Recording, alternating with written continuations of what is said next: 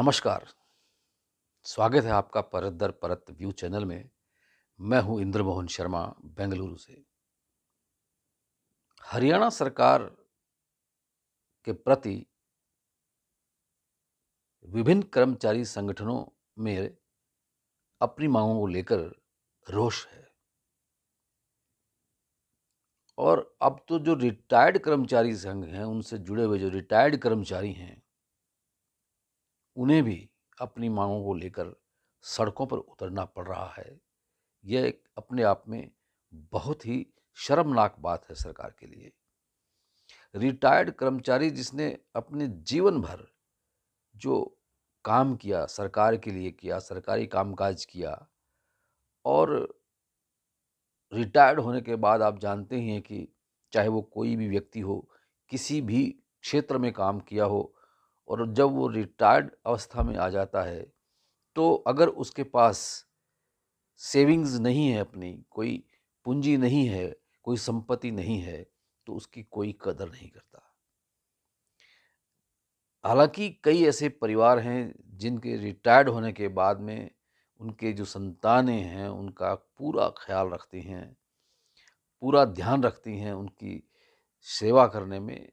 लेकिन ज़्यादातर लोग ऐसे हैं जो रिटायर्ड होने के बाद में अपने आप को अकेले महसूस करते हैं, संतान होने के बावजूद भी, क्योंकि उनकी संतानें उनको दरकिनार कर देती हैं, क्योंकि उनके पास पूंजी नहीं होती है, संपत्ति इतनी नहीं होती है, कइयों को तो वृद्धाश्रम में भी भेज दिया जाता है। तो इस तरह के हालात में अगर रिटायर्ड कर्मचारी आज सड़कों पे उतर रहे हैं, तो अपनी मांगों को लेकर के, तो सरकार को सोचना चाहिए। वो ओल्ड पेंशन स्कीम को लेकर अपनी प्रदर्शन कर रहे हैं, रोष कर रहे हैं, तो सरकार को सोचना चाहिए। चाहे वो केंद्र सरकार का मामला है, चाहे वो हरियाणा सरकार का मामला है, किसी भी सरकार का मामला है, सरकार को सोचना चाहिए। आप देखें कि विदेशों में, चाहे अमेरिका हो, चाहे वो स्वीडन हो, कोई भी हो, किसी भी दूसरे देश का, विदेश का देख लीजिए, वहाँ रिटायर्ड जो लोग हैं, उनको पेंशन देती है सरकार।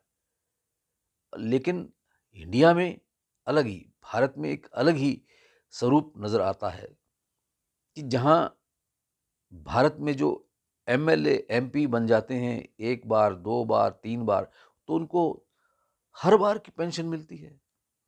साढ़े 4-4, 5-5 लाख रुपए ऐसे-ऐसे नेता हैं जिनको पेंशन मिल रही है महीने की, क्योंकि वो एमएलए भी रहे हैं, एमपी भी रहे हैं, मुख्यमंत्री भी रहे हैं। तो उन सब पदों की उनको रिटायर्ड होने के बाद भी और न होने के बाद भी उनको पेंशन मिलती है।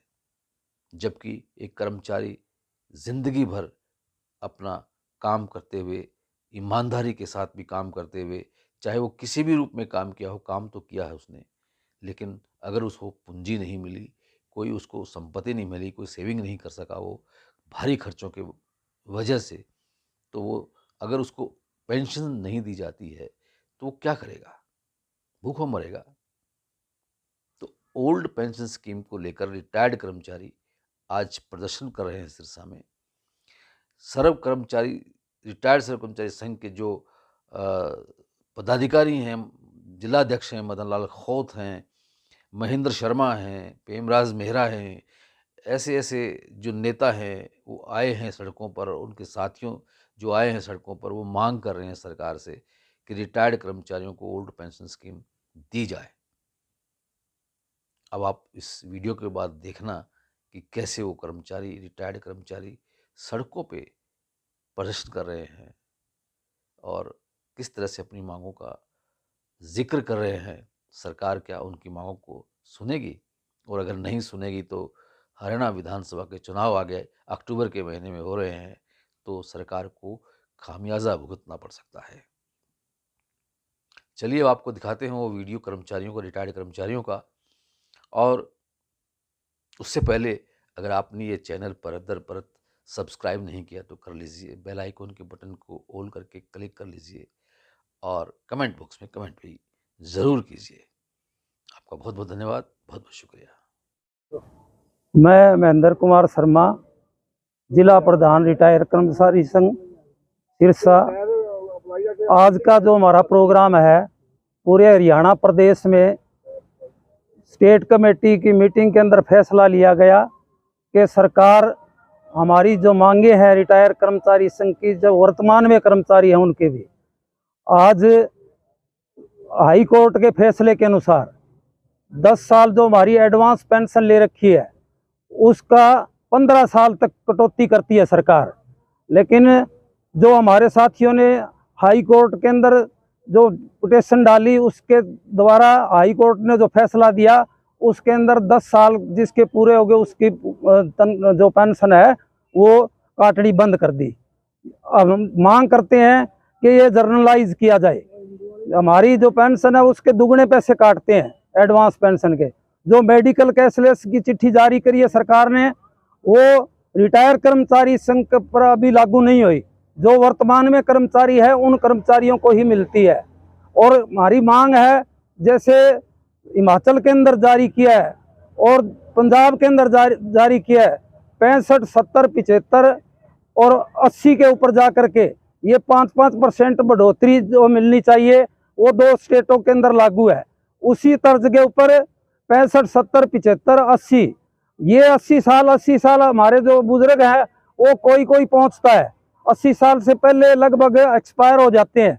इसलिए हमारी मांग है कि हर 5 साल के बाद 5% बढ़ोतरी की जाए।